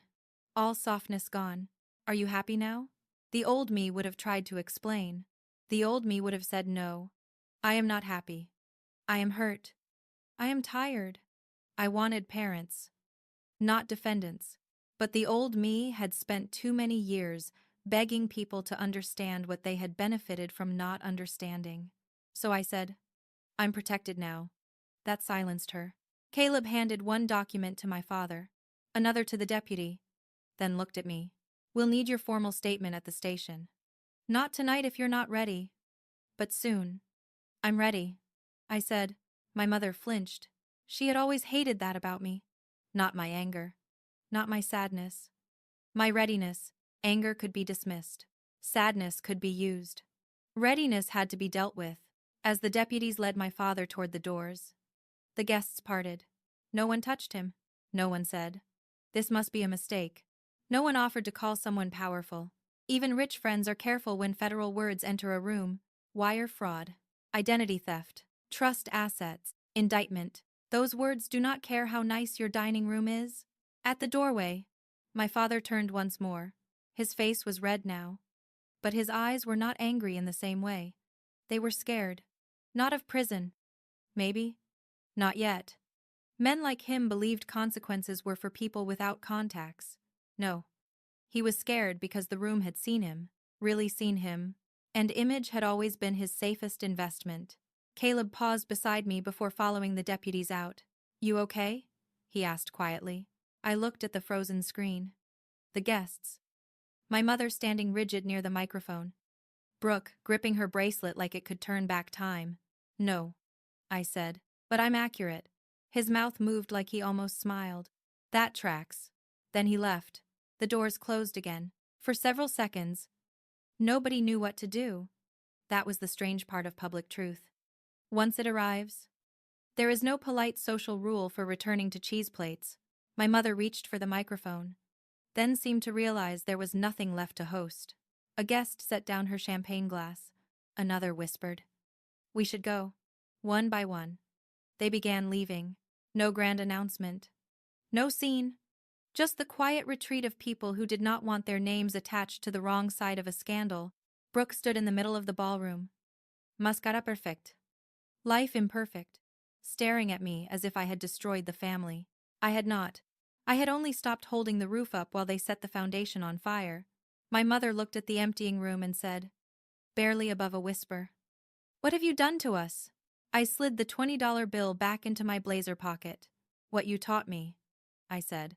I survived with what I had. Then Brooke's phone rang. She looked at the screen, and whatever color remained in her face disappeared. "Landon," she whispered. Though he was standing only a few feet away, he was staring at his own phone now. So was my mother. So were half the guests still near the door. The story had already started spreading, and the Delaney family, which had spent 20 years deciding my worth in private, was about to learn what public due diligence felt like. Public due diligence arrived faster than dessert ever had in that house. It started with phones. One ringtone, then another, then the soft, frantic buzzing of wealthy people, discovering that gossip no longer needed to wait until brunch. Brooke stared at her screen as if it had personally insulted her. Landon stood beside the bar with his jaw loose and his thumb moving across his phone. My mother looked from one guest to another, trying to figure out who was still loyal enough to pretend nothing had happened. The answer was not encouraging. People were leaving in pairs now. A few murmured excuses. Early morning, long drive, headache, dog sitter, sudden respect for law enforcement. The classics. Nobody asked for a to-go plate. That told me the scandal was serious. My mother crossed the ballroom toward me, with the kind of controlled walk that made her heels sound like punctuation. "This is not over," she said. "No," I replied. "It's finally organized." Her lips pressed into a thin line. "You humiliated your father." I showed documents. "You chose to do it in front of people. You chose the audience." That stopped her. Because it was true. If she had not wanted a room full of witnesses, she should not have built her life around applause. Brooke suddenly snapped. "Can everyone please stop acting like Dad is the only victim here?" I turned my head slowly. That was brave. Stupid. But brave. Landon looked at her. "Victim?" Her eyes darted to him. "Yes. Obviously. I didn't know what was going on." The few remaining guests became intensely interested in not moving. People love leaving a scandal, but they love hearing the next sentence even more. Brooke took a shaky breath and placed one hand over her chest. "Dad handled the family accounts. Mom handled the household. I just used what they gave me. How was I supposed to know Quinn's name was attached to anything?" My mother touched her arm. "Brooke. Sweetheart. Don't speak right now." But Brooke was already performing. She had been raised for it. "I'm serious," Brooke said, turning toward me. "If there were cards. I thought they were family cards. You know how Dad is. He moves money around. He has businesses. He has structures." Structures. My father's fraud had apparently gone to finishing school. I opened my laptop bag and removed a slim folder. Brooke's face changed. That was the funny thing about people who claimed innocence. They became very alert around paper. I was hoping you'd say that, I said. My mother's voice dropped. Quinn. No. Meredith. We're past whispering. I placed the folder on the nearest cocktail table and opened it. Inside were printed transaction records from the Milan boutique, the card issuer's fraud packet, a delivery receipt tied to Brooke's email, and the purchase authorization signature captured on the merchant terminal. I turned the first page toward her. This is the bracelet. Brooke's hand moved instinctively toward her wrist. The diamond bracelet glittered under the ballroom lights. Completely shameless. Jewelry has no conscience. That must be relaxing. That doesn't prove anything, Brooke said. Correct. One receipt alone would not prove knowledge. I turned the next page. This is the card used for the purchase. It was opened under my name, using my social security number, and mailed to a post office box connected to Delaney Holdings. Landon stepped closer despite himself. Brooke swallowed. Dad gave me that card. Maybe. But this is where it gets less comfortable. I turned another page. This is the merchant metadata. The purchase was made in person. The signature captured at the point of sale matches the signature you used on your luxury rental agreement last spring. Brooke stared at the page. My mother reached for it, but I held it down with 2 fingers. Copies, I said. Touch whatever you want. Originals are safe, Brooke whispered. You sent this to someone? I sent a due diligence packet to Landon's family attorney this afternoon. Landon looked up sharply. You what? I met his eyes. Your family was entering a business and marital relationship with people using trust assets, stolen credit, and a below-market property transfer connected to your company. I thought they deserved clean information before signing anything. His face went from pale to gray. Brooke spun toward him. Landon. She's lying. He did not answer. That silence did more damage than any speech I could have given. Brooke grabbed his arm. Tell her this doesn't change anything. He looked down at her hand on his sleeve. Then he gently removed it. Oh, that one hurt her. Not the fraud. Not the stolen money. Not the child on the security footage. That. Being removed, my father called, Landon said quietly. Brooke's lips parted. He saw the packet. My mother's posture stiffened. Landon. This is a family matter. He turned to her, and for the first time, he did not look eager to impress her. With respect, Mrs. Delaney. My company is named in a proposed purchase of trust property. My father's attorney says it's not a family matter anymore. Look at Landon. Finding vocabulary. Growth can happen anywhere. Brooke shook her head. But the wedding. Landon looked away. There it was. Not a breakup speech. Not yet. But the air had already left the room. My mother's face tightened. Surely no one is making emotional decisions tonight. No, Landon said. Legal ones. That was when Brooke understood. The wedding was not just romance. It was access, status, money, a new last name to polish the Delaney one. And now, thanks to due diligence, the Price family had seen the books before they bought the fairy tale. Brooke turned on me. You ruined everything. I closed the folder. No. I itemized it. Her face twisted. You were always jealous. There it was. The family emergency blanket. Jealous. If a favored child could not explain why she had everything, she accused the unfavored one of wanting it too much. Of what? I asked. The bracelet? The leased car? The fiancé currently calculating risk exposure? Landon flinched. Brooke's eyes filled with tears again. But this time they were angry. You hate that Mom and Dad loved me more. A few guests still near the doorway froze. Even my mother looked uncomfortable. I took a breath. Not because the words hurt. They had hurt once. Years ago. Back when I still thought love was something parents distributed fairly if a child behaved well enough. Now the sentence sounded like a confession. You're right, I said. Brooke blinked. They loved you in the way they understood love. I continued. They funded you, displayed you, protected you from consequences. They made you into proof that their parenting worked. Her mouth tightened, but love without truth is just sponsorship. Nobody spoke. I turned toward my mother. And you have, Meredith, wrote me down as a cost-saving exercise while Brooke went to riding camp. Her face went hard. Do not speak to me like that. Like what? Like I'm a criminal. I looked at the screen behind us. where the trust documents were still visible. Then stop auditioning. That got a sound from someone near the door. Maybe a cough. Maybe a laugh? Hard to say. Either way. My mother noticed and hated it. Her mask cracked, just a little. You think you are so righteous, she said. But your father was the one who handled the money. He told me the trust was complicated. He told me Elias wanted the assets kept together. He told me the cards were part of household management. That was new, not the information. The strategy. Meredith was cutting Alistair loose.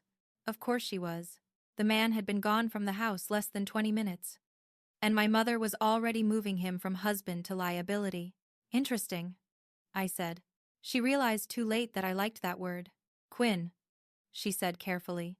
I took out my phone and made a note. Meredith states Alistair represented trust assets as family assets and credit accounts as household management. Her eyes widened. I did not state anything. You just did. I was speaking emotionally. I was listening accurately. Brooke looked between us. Mom, what are you doing? My mother turned to her. Trying to protect what is left. What is left? Brooke demanded. My wedding is falling apart. Dad was arrested. And everyone in Denver is going to know. My mother's voice sharpened. Your father should have been more careful. There it was. Not he should not have done it. More careful. That little phrase walked into the room wearing a name tag that said, guilty knowledge. Brooke heard it too. Her expression changed. You knew? My mother did not answer. Landon did. Oh my God. The remaining guests began moving again. Faster now. Nobody wanted to be close enough to be interviewed by accident. Brooke backed away from my mother. You knew? I knew your father made decisions, Meredith said. I did not know every detail. That's not the same as not knowing, I said. She shot me a look that would have frightened me when I was younger. Now it just looked tired. A message came through on my phone from the trust attorney. Emergency injunction request. Accepted for review. Proposed sale temporarily halted pending hearing. I read it twice. Then I looked at Landon. The sale is frozen. His eyes closed briefly. Brooke whispered. What sale? I turned to her. The commercial lot Grandpa Elias left in my trust. Your father tried to sell it to Landon's company at a discount. Brooke looked at Landon. You knew about that? Landon held up both hands. Your dad said it was an internal asset transfer. Of course he did, I said. Fraud sounds nicer with office words. My mother sank into a chair. That was the first honest thing she had done all night. No fainting. No grand collapse. Just a woman realizing the family name could not pay the bill this time. The ballroom looked different now. The flowers were still perfect. The glasses still sparkled. The projector still hummed. But the room had lost its magic trick. Without belief. Wealth was just furniture. Brooke stood alone near the fireplace. Bracelet shining. Phone buzzing. Fiancé silent. She looked younger for a second. Not innocent. Just unprepared. That was supposed to be my life, she said. I knew what she meant. The wedding. The money. The approval. The endless soft landing. I put the folder back into my bag. It was built with mine. She looked at me. And for the first time all night, she had no comeback. My mother whispered. What happens now? I glanced toward the doors where Caleb had taken my father out. Then back at the empty ballroom. Now the lawyers do their work. The accounts stay frozen. The trust gets audited. The property sale stops. The credit issuers investigate. And everybody who signed something gets to explain why. Brooke lowered herself onto the edge of a chair. Landon stepped away to take a call. My mother stared at the floor. The Delaney legacy had not exploded. Explosions are quick. This was quieter. Cleaner. A structure losing support beam by beam until everyone inside finally heard the cracking. I looked around the ballroom one last time. At the abandoned champagne glasses and the half-eaten appetizers, and the projector screen, still showing my name beside the trust my grandfather had left me. For 20 years, they had called me the family failure. But by the end of that night, the only thing officially bankrupt was the lie. The lie went bankrupt before the estate did. That was the part people never understood about families like mine. Money could hide a lot, but it could not keep a story alive once the receipts started speaking.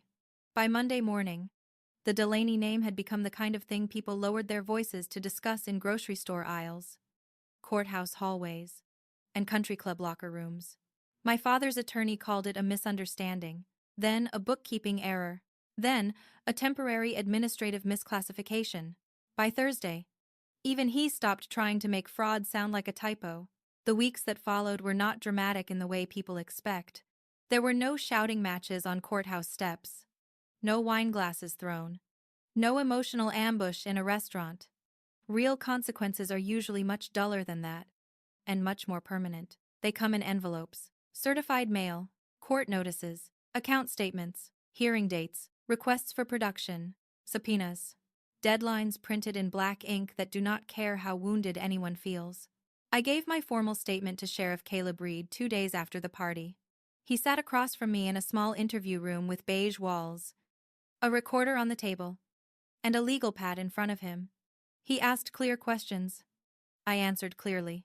When we got to the summer of 2005, his jaw tightened once. But he stayed professional. That was Caleb's gift. He did not turn my story into pity. He treated it like evidence. Martha gave her statement too. She brought the emergency credit card, the USB drive, and the kind of calm anger only older women can carry without spilling a drop. When the deputy asked why she had kept the card all those years, she said, "Because children grow up. But truth does not expire just because adults find it inconvenient." I could have hugged her. I did not. Because she was holding a folder. And Martha hated being interrupted when she was organized. The trust audit took longer. That was where the real damage showed itself. Grandpa Elias had left me more than money. He had left me a clean structure, a protected future, a chance to start adulthood without begging anyone. My father had treated it like a spare account for failed deals. Image management, Brooks' lifestyle, and whatever emergency existed between his ego and his bank balance. The commercial lot never transferred to Landon's company. The temporary injunction held. The sale was stopped before closing. Landon disappeared from Brooks' social media by the end of the week, which was the modern equivalent of a broken engagement announcement written in invisible ink. Brooke tried to rebrand herself online as healing from family financial trauma. That lasted about 4 days. Then, someone posted a screenshot of her Milan bracelet next to the fraud packet reference. The internet is not always useful, but once in a while, it does arrive on time wearing work boots. Meredith moved into a luxury condo owned by one of her charity friends and told people she was taking space. That was polite society language for, "My husband got arrested. My daughter's engagement collapsed. And nobody is inviting me to committee meetings." She sent me one letter. Not an apology, a letter. There is a difference. She wrote that she hoped I could someday understand the pressures she and my father had faced. She said parenting was complicated. She said family resources had to be managed carefully. She said I had always been unusually capable. And maybe they had leaned on that too much. Leaned on that. I was 11 years old with $20 and a dead emergency card. That was not leaning. That was abandoning weight and calling the floor strong. I read the letter once. Then I gave it to my attorney. Not because it moved me. Because it contained language about family resources that supported the trust investigation. My mother still could not stop helping my case. At least she was consistent. The Delaney estate entered foreclosure before winter. My father's debts were worse than even I had guessed. Private lenders, tax exposure, unpaid contractors, a second mortgage hidden under Delaney Holdings. The house, the great shining castle of family image, had been carrying more liens than memories. When the auction notice came out, several people called me, some out of concern, some out of curiosity. One woman from my mother's old charity board left a voicemail saying, "I just hope you find peace, Quinn," in the exact tone people use when they want details but know they should not ask for them directly. I did not call back. Peace is not a group activity. My attorney asked if I wanted to make a claim against the estate assets. "Yes," I said. Then I surprised even myself. "I also want to bid on the house." He looked at me over his glasses. "To live there?" "No." "Good," he said. Too quickly, I almost laughed. Even lawyers have instincts. Using recovered trust funds and proceeds preserved from the halted property sale, I bought the Delaney estate at foreclosure auction for less than my father would have spent admitting he was wrong. The process was clean, documented, and approved through the proper channels. No shortcuts. No secret deals. No dramatic handshake in a parking lot. Just paperwork. My favorite kind of ending. The day I received the keys, I stood outside the front door for a long time. Same door. Different lock. That mattered more than I expected. I thought I would feel victory. Maybe satisfaction. Maybe some sharp little thrill that the house was mine now and they could not keep me out. Instead, I felt tired. Not weak. Just done. The kind of done that comes after carrying something for so long your body does not know what to do when it is finally set down. Martha came with me that afternoon. So did Caleb. Off duty. Wearing jeans and a jacket instead of his uniform. He brought coffee. Martha brought sandwiches. I brought 2 folders. 1 set of keys. And the original $20 bill from the dinner? We walked through the empty rooms. Without furniture. The estate looked smaller. Not physically. The square footage was still ridiculous. But the power had gone out of it. The dining room was just a room. The ballroom was just a large space with bad acoustics. My father's office was just leather. Dust. And nail holes where fake awards used to hang. Martha stood in the kitchen and looked toward the back window. I used to pass food through there, she said softly. I remember. I always wished I had done more. I turned to her. You did enough to keep me alive. She looked at me. And for once, Martha had no quick answer. Caleb cleared his throat and looked away like he had suddenly discovered a deep interest in the cabinets. Min. Even the good ones get nervous around feelings. A month later, the legal transfer was complete. The Delaney estate became the Delaney House Youth Transition Center, partnered with a local foster youth network that helped older teens and young adults aging out of the system. Not a shelter in the careless sense. A transition house. Safe rooms. Meal support. Legal clinics. Financial literacy classes. Job interview coaching. People to call when the world expected them to be adults before anyone had properly protected their childhood. The first time I walked in after the renovations began, the walls smelled like fresh paint and sawdust. Volunteers were carrying boxes through the front hall. A retired teacher labeled "donated books." A social worker argued with a contractor about bathroom accessibility in one, which I respected immediately. The house was finally doing something useful. Imagine that. The formal opening happened in spring. No string quartet, no champagne tower, no slideshow of Italy. We had folding chairs, grocery store sheet cake, coffee in paper cups, and enough warmth in the room to make my mother's old galas look like tax seminars. Martha sat in the front row. Caleb stood in the back with his arms crossed, pretending he was only there for security. The foster network director spoke first. Then a young woman who had aged out of care talked about needing a place where people did not treat her like a burden for needing help. I kept my eyes on the floor for a second after that. Then it was my turn. I did not give a long speech. Long speeches are risky. People start thinking about lunch. I stood in the foyer beneath the curve of the staircase and held up 2 framed $20 bills. One was the original, from 2005. The one Martha helped me confirm through old records and my own file of childhood items. The other was the tip my father gave me before Italy. 2 bills, $40 total. The cheapest price my parents ever tried to put on my silence. I had them framed side by side and placed above a small brass plaque near the entrance. The plaque read, "Your worth is not a number.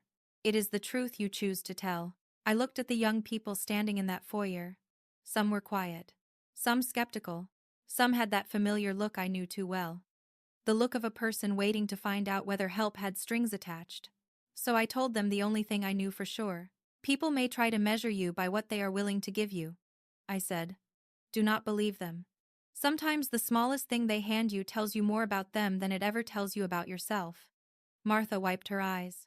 Caleb looked at the ceiling like the ceiling had become fascinating. I kept going. You are not a burden because you need support. You are not weak because someone failed you. And you are not required to protect the reputation of people who harmed you just because they share your last name.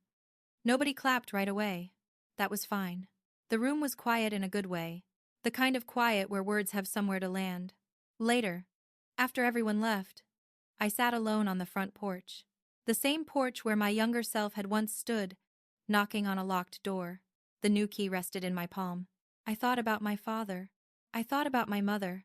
I thought about Brooke and the life she believed had been stolen from her because she never asked who paid for it.